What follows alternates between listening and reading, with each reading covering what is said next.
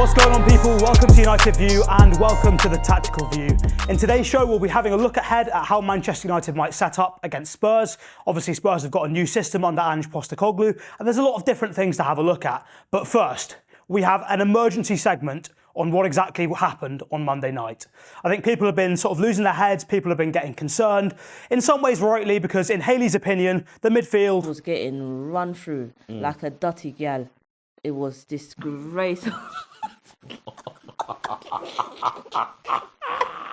And so now we're going to have a look at what exactly went wrong. So is that correct? What went wrong and why did that keep happening every minute of the game from the first half to the second half? And was it really as bad as people say? Well, to start with, we've got this picture here. And what you can see straight away is we've got the back three pre-annotated. Look at the prep I do for the show every week.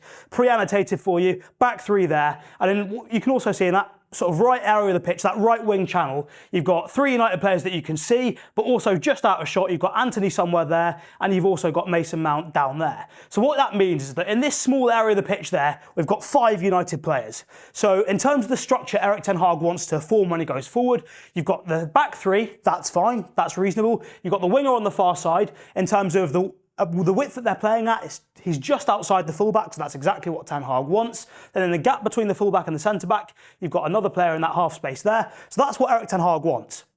The rest of it, though, between this back three and that midfield, there is 30-35 yards of completely empty space. And whatever way you look at it, that is a big problem. So why does this keep happening? What's going wrong? And what does it tell us about the way Ten Hag's setting up his team and the stage we're at in terms of development? Well, look, obviously that's not sustainable. And what we'll look at in terms of why it's happening is, I'll go over to the next picture we've got lined up. So that's the state of the problem in terms of having that big gap in the midfield there where there is absolutely nobody there. So Casemiro's sometimes covering all that space, and as we saw in that picture, sometimes Casemiro's not even there himself. So this is an example here where we've got Antony on the ball here. You've got Mason Mount there, you've got Aaron Wan-Bissaka there. As for what's going on here, yeah, I couldn't possibly tell you. You've got 3 United players in the exact same place at the exact same time, all making the exact same run. As for what's going across there, collective minds there, words cannot possibly explain. I don't know what's going on. But we'll focus on this right-hand side for now because that's where the main point of this lies. So Antony's on the ball, and as you can see, we've got Wan-Bissaka there making that underlapping run. Now, nothing's wrong there. The underlap is one of the sort of key patterns that you see under Erik ten Hag, comes back again and again and again. So when we've got Antony there, the aim is we get the ball to the winger, and to open up the space inside, you get someone underlapping in that half space channel to open that space. So then if Antony, the underlapping run is normally curved, so it goes wide, so Antony can either play it in straight away to Wan-Bissaka down the line, or if he doesn't, Wan-Bissaka simply becomes the widest player, allowing Antony then space to cut in because the fullback's been dragged. The problem here, though, is what's happening here with Mason Mount. So in this situation, what Mason Mount has to do, and I'm not blaming just Mason Mount because everyone was responsible for it at different points, but Mount's got to see that you've got Antony there, you've got Wan-Bissaka there, they're occupying the wide channel and the half space already. So that means already that you've got that structure that Ten Hag wants to see. He wants to occupy all 5 channels across the pitch. But because the half space and the wing are already occupied, Mason Mount needs to realise, I don't need to run there because, well, you would hope one of these 3 would have the intelligence to do that, but that's a different story. But he's got to see that that right side's already occupied. So rather than sprinting forward, his job in that particular situation is he needs to sit roughly where Lamina is here. So he needs to go across there so that if these 2 lose the ball or something goes wrong, then he's there as a safety option. And the other thing he's got to be able to realise and recognise really quickly is that in this situation already, Wolves have got one player here, you've got a second player here, and you've got Lamina there as well. They've already got 3 players against United's 2. So Mason Mount in that situation has to recognise the numerical situation United are in. They're in a 3v2 disadvantage, so it's unlikely that they're going to be able to break through in that sequence anyway. So the best option there, if you can't break through, retain the ball. So to help retain the ball, he'd be best off dropping in there into that area to be that safety option. And then that will also have the effect of meaning that if United do lose the ball, he's in the right place. So we'll have a look now at what actually ends up happening when the next action happens. And you can see that at this moment, so Antony's just played the pass into Wan-Bissaka. The ball is somewhere here with Aït-Nouri just having intercepted it. You could see I have nothing to say. Nothing. But we'll leave that anyway for now. On this right side, so Antony's given that ball, Wan-Bissaka's made that run. But the situation here is that Mason Mount's decided, rather than sitting back here as the safety option, he's sprinted on into the box, even though the channels are already occupied by Wan-Bissaka and Antony making the pass. So what's happened in that situation is that rather than being in the right place for the transition, you've ended up with Mason Mount on the front line. And so when Wolves do win that ball back, all that Ait Nouri's got to do there is play it into Lemina. He's got a choice of this lad here, whoever that is, and I assume that's Matheus Nunes, who played on the wing. And what it means straight away is that Wolves have got this space all to themselves, no United player anywhere near there. So the upshot here, what I'm trying to get at is that when United are on the attack, you fill those channels in terms of the front line, but then people have to be responsible and drop in to be the safety options as well. Erik ten Hag is giving his players lots of fluidity in terms of they can be in different positions, different roles within the structure. But with great fluidity comes great responsibility. If there's people already filling the attacking positions, people behind them have to be responsible, have to be mature and fill in as the safety options to make sure that strong base is there for United to, number one, retain the ball, but number two, have a good rest defence structure before the ball's lost. So in this situation, the issue is that we haven't set up the structure before we've lost possession, and that's why you get that giant space, and that's why the midfield was in a bit of a difficult situation. And to really sort of drive this home, what's going on, we've got another situation. So notice how that particular situation we just looked at was relatively well organised in general. So rather than sort of players being everywhere out of position, that's a relatively standard pattern. So it should be fairly easy to see. What we'll look at now quickly is another situation where United are on the attack in the box here. And you can see that this is already much more chaotic. Players are a little bit everywhere. You've got Rashford there, Garnacho, Antony, Casemiro. Now, Semedo's just won the ball back, and note here, this is going to be really important how you've got Antony, you've got Casemiro, and I believe just out of shot somewhere, you've got Mason Mount as well on the edge of the box. So Semedo's picked up his head, and he's thinking, right, well, we've turned the ball over, we want to get on the counter. So bear that in mind, that's the situation, that's the basis. And now if we come onto this picture here in shot, what you can see is, as I get the pen up so I can draw on it, we've got Semedo still on the ball. Rashford's made a good effort to sprint back and try and close him down, which was nice. He didn't always do that in the game. But you've got Mason Mount there, you've got Antony there, you've got Casemiro. So at this moment, Semedo's on the ball. He picks up his head immediately after this, and he's thinking, right, okay, I'm going to dribble out of the box, get away and try and break through United's midfield, run through the whole team like half the rest of my teammates have been doing all game. But on this occasion, because United have players that haven't sprinted to the last line, players that are a little bit deeper, he picks his head up, he sees Mason Mount, he sees Antony, he sees Casemiro, and that means he realises, hang on, all this dribbling, it's not going to work. So because of that, what he then ends up doing is he plays a chip pass over to Matheus Nunes, and what ends up happening after that is Aaron Wan-Bissaka is just out of shot. You can sort of see the corner of his foot, and actually Wan-Bissaka ends up intercepting that pass. So the point is, because United had the structure in place at that particular moment, we ended up forcing the Wolves player to pick up their head, realising they're not going to be able to sprint through three United players on the edge of the box, play a pass, and obviously because that pass had to get over the United players, it was a little bit inaccurate. Wan-Bissaka was very easily able to intercept. Now this picture doesn't really do Wan-Bissaka justice. He was actually a lot tighter. I think he was literally just on the edge of the shot there, to the point where he was very quickly able to lock onto that ball as soon as he saw it and intercept it. United had another wave of attack. So in terms of what was going wrong in midfield for Manchester United, it was this. It was the responsibility, players not quite taking responsibility, not quite realising that once the front line's full, you've got the 5 players, make sure you're there as a safety option, make sure you identify the situation where if Wolves already have an overload, or if the opposition have the overload, you're not likely to break through, be the safety option, be there for the players to pass backwards, retain the ball, maybe switch it out to the other side, and then you're also there in case United lose possession. So in terms of what went wrong, in terms of this emergency tactical view segment, that's it. Make sure that you're being responsible and respectful of the freedom that Erik ten Hag's given you. So now, on to part 2. How United are going to set up against Spurs, and what exactly are Spurs doing now that's different under Ange Postecoglou? So in terms of predicted Spurs team, I think this is what they might go with. To be honest, there could be a few changes. I've not seen, obviously I've only played one Premier League game, still fairly new into the new manager's tenure, so there could be a few changes, but shape-wise, I'd expect a 4-2-3-1.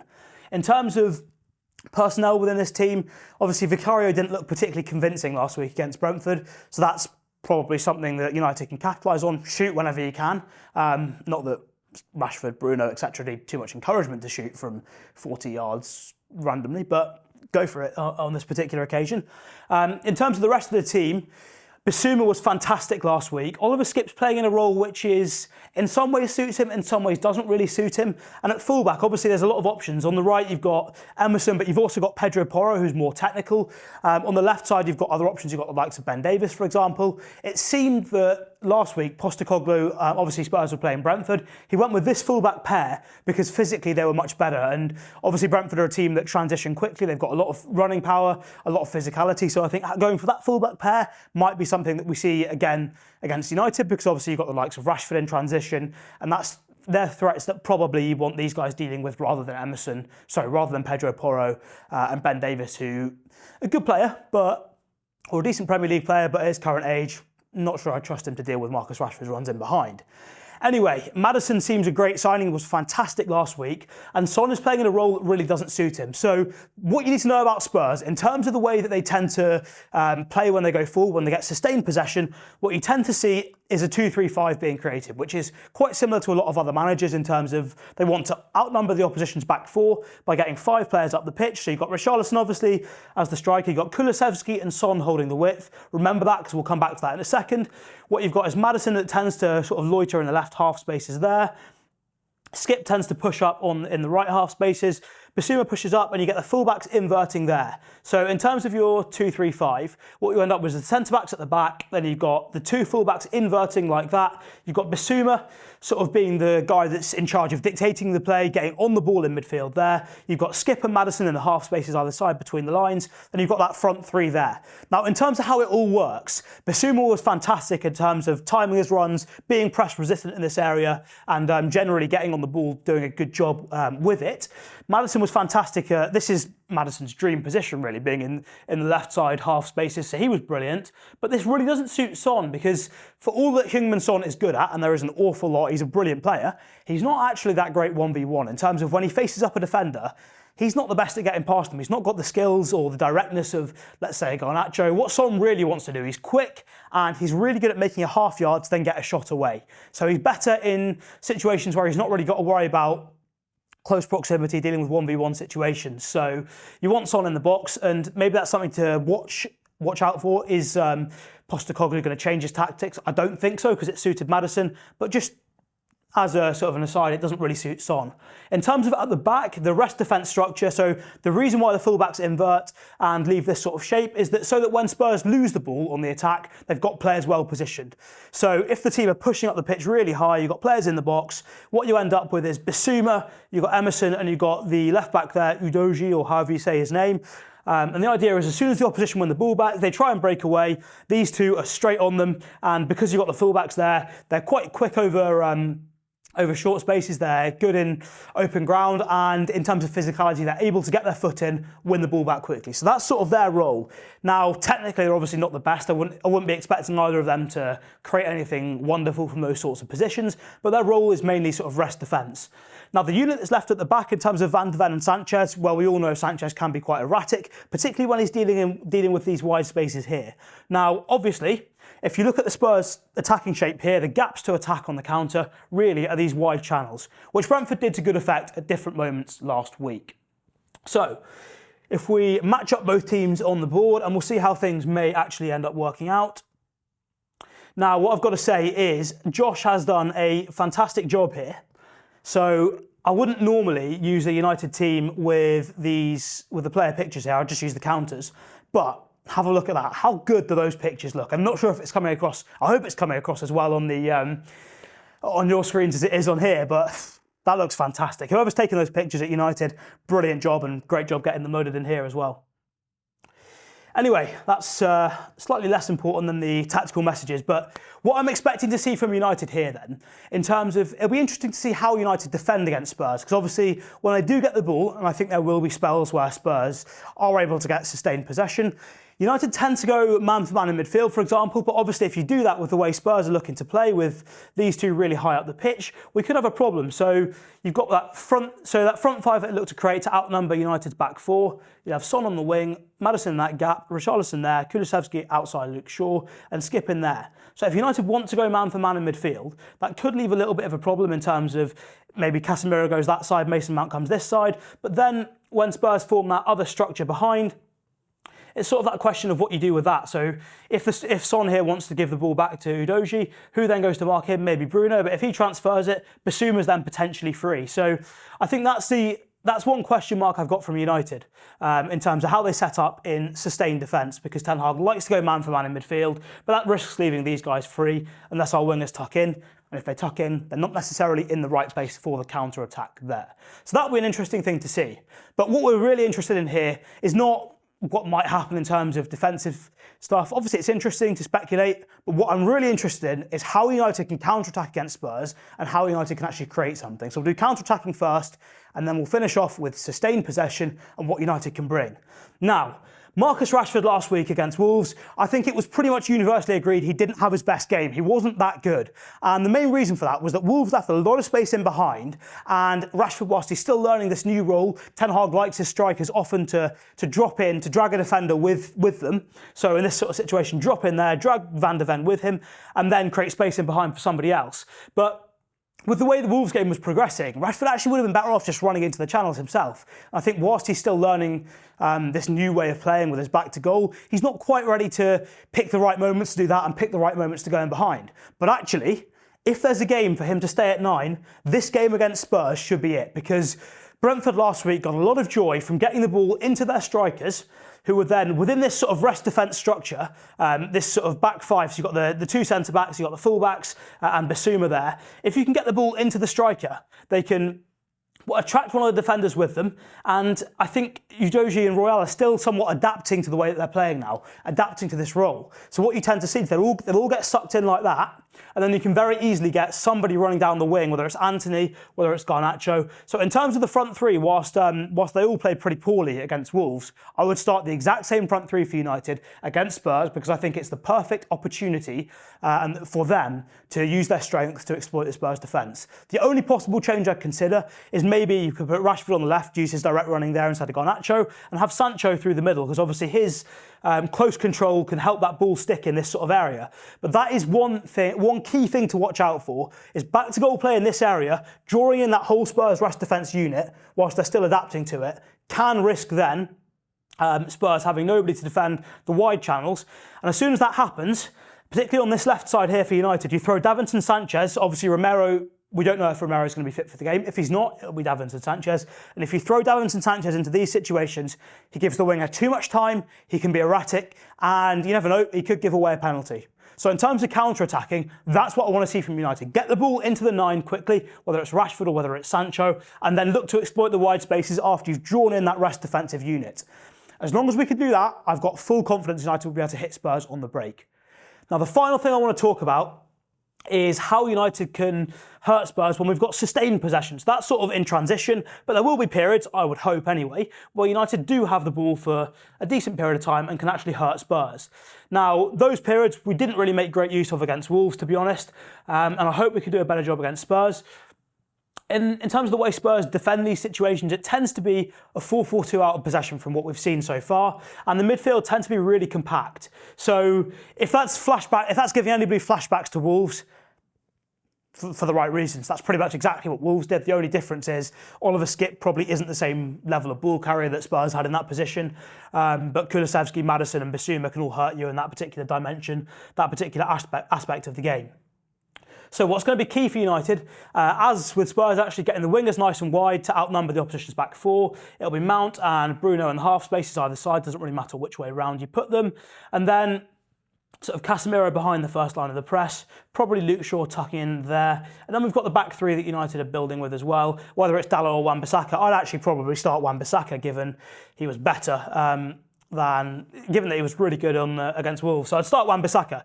What I would expect to see here, and the key for United is going to be when Spurs are in this block, is get the ball one side and hopefully use the winger here. So get Garnacho if he's on that side, play that ball in, but fizz that in because obviously they were played way too slow last weekend to the point where Garnacho had no time to do anything with it. But what we need to see is that ball played in there, draw the Spurs players in all on one side, and then this is where the difference has to be from last week. That pass back has to be accurate, it has to be precise, it has to be crisp. And then we've got to transfer the ball quickly to the opposite side, and then you can exploit the space. So if there's a weakness of Spurs' settled defensive shape at this moment in time, it's the gaps between units get a bit too big. So what I mean by that specifically is this if it let me do an arrow, the gap between the defence and midfield tends to get a little bit too large. And the same again between the midfield line and the forward line. So when the opposition can play a switch, in this sort of situation, you might see Son pushing up, Richarlison pushing up, these guys pushing up a little bit more as well. But they won't get across quite quickly enough as long as you move the ball quick. And then you can get the ball out to Antony and should be able to play back inside. So in terms of hurting Spurs in settled possession, the key is switching the ball quickly, whether it's hitting a long switch of play or whether it's transferring it across the back. But the key is the passes have to be fast. It has to be done at pace to exploit the fact that the gaps between Spurs units can get a little bit too big. Obviously, Postecoglou's new in the job, hasn't had time to work on everything yet, and that is one area where you can hurt Spurs when you've got sustained possession. So, the key to beating Spurs, on transition, make sure you can get the ball into the 9, draw in their rest defence unit, and then play it out to the wingers either side. That's a good opportunity to attack them. And when we've got sustained possession, transfer the ball quickly side to side, suck them in one side, play around the other side, then you can play it back in. Some teams are quite good at squeezing the space here, so it's hard to go back in. Spurs aren't good at that as yet. So that's the key to beating Spurs. Little tactical preview for that. We'll be back again on Monday with a breakdown of how it's gone against Spurs. Hope you've enjoyed the show today, the emergency segment, and also the preview against Spurs. Let us know what you thought in the comments down below. And of course, we'll see you again very soon on the Tactical View.